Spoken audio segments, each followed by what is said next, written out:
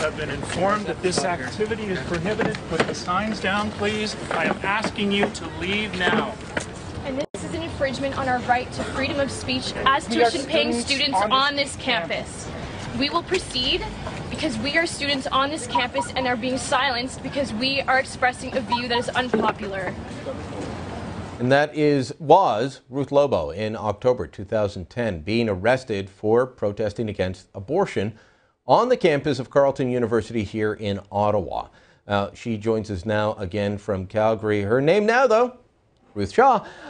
Ruth, we wanted to have you on because your alma mater is having another bout of forgetfulness on what I would consider first principles of a university. They are once again trying to make sure that only clubs and only people with the right political views can join clubs and the like. What is wrong with Carleton? You know, Ryan, I wish I could answer that question, but I can't. I don't understand why there continues to be a driving force against freedom of speech at Carleton University, and why the Student Association continues to do things that make me ashamed of my university. We've got some questions that will be put, and we'll read off the exact wording of the questions in a moment, but help me out here and help out the viewers. Explain what's going on. There's a referendum of sorts to ban stuff. How did this start? What's going to come about of it? And then we'll read off the exact wording of what's happening.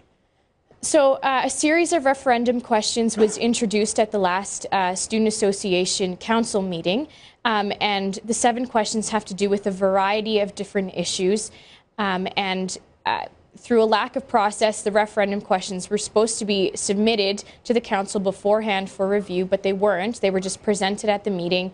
And if these referendum questions go through for the students to vote on, then it's very possible that many groups on campus or several issues on campus will be silenced as a result of students voting on very discriminatory things. All right. Well, Vanden Jean, who is a student at Carleton University, a regular viewer of Byline, sent us a copy of questions that the Carleton University Students Association is putting into the referendum. Let's read off a couple of them. Question number 4.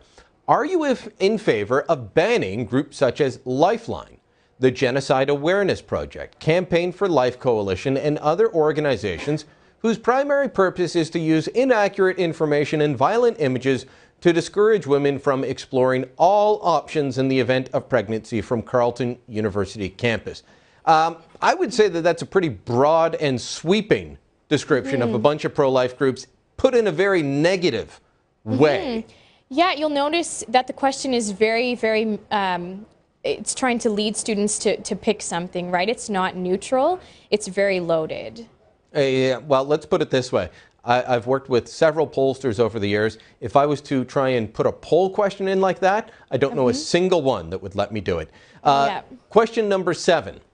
This one says, are you in favor of amending CUSA's, that's the University Student Associations, CUSA's anti-discrimination on-campus policy to include banning all groups that promote guns and gun violence? I believe there's a sports shooting club on campus. Yeah. So they're taking aim. They're essentially saying, if you're pro-life or you like guns, we don't like you. Next year, is it going to be if you belong to the conservative campus club, or you belong to the Edmund Burke Society or the G.K. Chesterton Society, we don't like you in your band? Right, yeah, this pretty much gives them permission to ban whatever they deem to be offensive. And, you know, regardless of whether or not you love guns or hate guns or whether you're pro-life or pro-choice, these are all issues that need to be decided on and discussed by students. What is Carleton University and the Student Association afraid of by having these topics discussed widely on campus?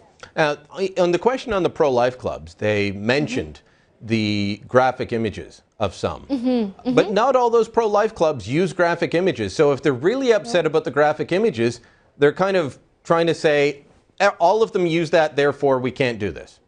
Right, or, you know, even in 2006 when CUSA tried to ban our club initially, we weren't using graphic imagery at the time.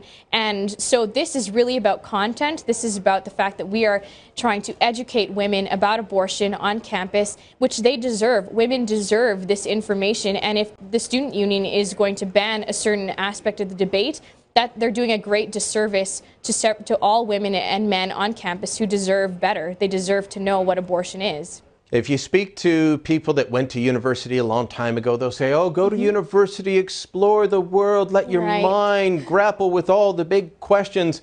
You're a very recent grad. Is it a place that encourages open discussion, open exploration of ideas, or is university, both the student body and the faculty, the classroom setting, is it a closed-minded sort of environment? I would say that they're open to a point, and then when we start to disagree, then, oh no, that's offensive what you're saying, and then we're done. So, as long that's as you pretty agree, much a closed shop and a closed-minded environment. Yeah. Well, you know, Brian, actually, I took a class when I was in school at Carleton on reproductive rights, and there was absolutely no mention of preborn children or the rights of the preborn, anything like that. Even that side of the debate at all was totally left out of the classroom. And if I hadn't been in the classroom, you know, there would those students, other students wouldn't have got any, you know, neutral education or fair education. It was entirely about reproductive rights policy and why we should have abortion in Canada and the States. I wish I could say that this was just about Carleton, which, you know, I remember when I was in high school, a friend choosing Carleton because he wanted to go to a good left-wing school. Those were his words. Carleton, I guess, hasn't left that behind. It still is. But this happens on campuses across the country. UVic, McMaster, U of T. Are young people just afraid of having their views challenged at all? Is that what's happening? Because I am honestly trying to understand this, and I'm having great difficulty. I also have great difficulty. I find that the students very much want to have these issues discussed. Whenever we've had events on campus, we've had lots of discussion, lots of healthy debate on these issues. It's what I find to be the people in power who are afraid of these questions coming out, but it's very confusing because most of the people in the administration are, you know, the older people who are giving the leadership to the student union through their actions on these issues. It wasn't so long ago that in their own university, you know, they were talking about civil rights and the rights of black people, the rights of women. So why have we forgotten our history so quickly? Yeah, well, I always love the signs that you see. It says question everything, and then you question those people about their views, and they get quite indignant. All right. Well, Ruth Shaw, thanks for coming in and helping us. Well, we didn't really figure out what's wrong with Carleton, but you answered a few questions for us.